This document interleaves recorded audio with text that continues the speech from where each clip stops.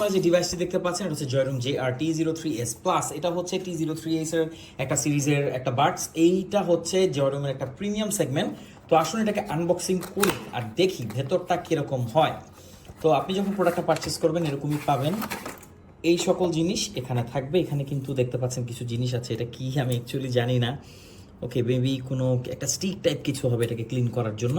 এখানে একটা ডকুমেন্টস পেয়ে যাবেন। আর এখানে আপনার তিনটি জিনিস পাবেন। উপরে পাচ্ছেন হচ্ছে আপনারা কেবল, আর আপনি জেনে অবাক হবেন এটা কিন্তু হচ্ছে একটা USB টু লাইটেনিং কেবল। এখানে আপনারা পেয়ে যাবেন একটা ক্যারিং পাউচ, যেখানে আপনারা একটা এরকম একটা হ্যাঙ্গারও পাবেন। তো এটাকেও সাইডে রাখছি। Last but definitely not the list, এখানে আমরা পেয়ে যাব একটা জয়রুমের যেই বাডস, এটা যে কতটা প্রিমিয়াম, এটা বিল কোয়ালিটি আমি আপনাদেরকে এক কথায় বলি, এই জয়রুমের লেখাটা যদি না থাকতো না, খুব কম মানুষই বলতে পারতো যে এটা অ্যাপেল এয়ারপডস না অ্যাকচুয়ালি, কারণ এতটাই প্রিমিয়াম। আর এই সিরিজটা যারা ইউজ করে তারা জানে এটা কতটা প্রিমিয়াম। তো দেখতে পাচ্ছেন এটা অ্যাপেল এয়ারপডসের যে ডিজাইনটা সেটা, প্রোটা কিন্তু না, এটা কিন্তু সেমি নিয়ার, বাট এটা একটু ডেপথটা একটু বেশি হয়ে থাকে। এটা ডিজাইনটা দেখেন কতটা জোস।